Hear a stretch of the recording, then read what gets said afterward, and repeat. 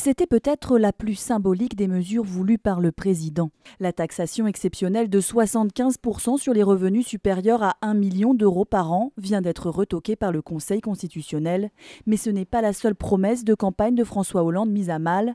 Son engagement numéro 50, le droit de vote aux élections locales accordé aux étrangers résidant en France depuis 5 ans, est lui aussi en mauvaise posture.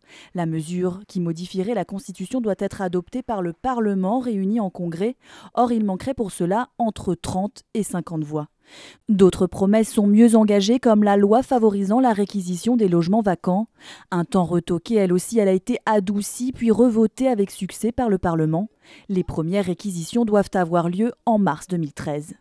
Autre symbole, le mariage pour tous. Le projet de loi doit être examiné à partir de janvier par le Parlement.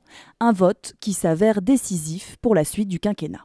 Le droit au mariage pour les couples homosexuels est sans doute une mesure très importante effectivement pour ressouder d'une certaine façon l'électorat de gauche, à défaut d'avoir de premiers résultats sur le front économique. Sur le front économique justement et plus particulièrement sur celui de l'emploi, un peu plus de 100 000 contrats de génération vont être créés l'année prochaine. Quant aux emplois d'avenir, ils sont bien en place. François Hollande a signé le mois dernier les 12 premiers contrats. Enfin, dernière promesse électorale majeure du candidat Hollande, la campagne de recrutement des professeurs a été officiellement lancée début décembre. 43 000 enseignants supplémentaires viendront gonfler les rangs de l'éducation nationale d'ici 2 ans.